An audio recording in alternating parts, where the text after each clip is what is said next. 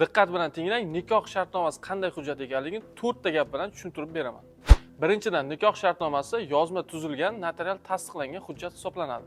Ikkinchidan, nikoh shartnomasi bo'lajak er va xotinning barcha mol-mulkiga nikohgacha yoki nikohdan keyin olingan mulklariga nisbatan egalik huquqini belgilaydigan hujjat hisoblanadi. Uchinchidan, nikoh shartnomasida huquq va majburiyatlar vaqtincha yoki muayyan shart-sharoitning yuzaga kelishiga bog'liq holda tuzilgan bo'lishi mumkin.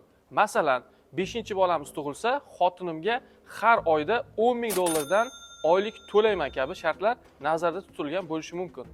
To'rtinchidan, nikoh shartnomasi muddati nikoh tugatilgunigacha bo'ladi, lekin majburiyatlari nikoh tugatilgandan keyin ham davom etishi mumkin. Masalan, ajrashganimizdan keyin ham har payshanbada oilaviy kechki ovqat qilamiz degan shartlar nazarda tutilgan bo'lishi mumkin. Ma'lumotlarimiz foydali bo'lgan bo'lsa, videoga like bosib, kanalga obuna bo'lishni unutmang. Fikringizni izohlarda yozib qoldiring.